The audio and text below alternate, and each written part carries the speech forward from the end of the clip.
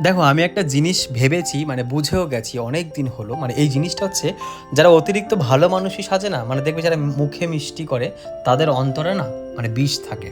মানে এটা একদম সত্যি কথা।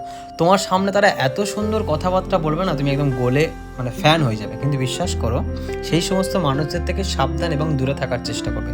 কারণ তারা মিষ্টি মুখে যে ছুরিটা তোমার পেছন থেকে মেরে দেবে না, তুমি টের পেলেও কিছু করতে পারবে না। কারণ অতিরিক্ত ভালো মানুষের মনে একটা খারাপ স্বভাবের মন লুকিয়ে থাকে।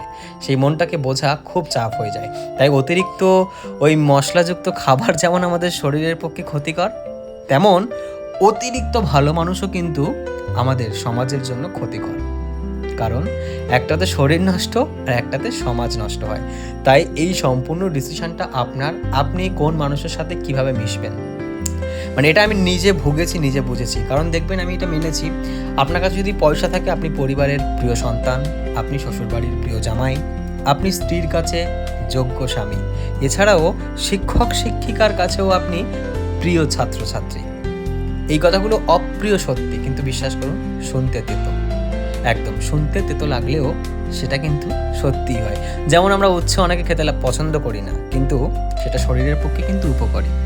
নিমপাতা, কালমেঘ, এগুলোও তেতো জিনিস, শরীরের পক্ষে উপকারী। যাক, অনেক জ্ঞান দিয়ে ফেললাম। আজকের আমাদের রান্না হয়েছিল বেগুন ভাজা, পোস্ত, ডাল, ঢ্যাঁড়স দিয়ে আর মাছের ঝোল।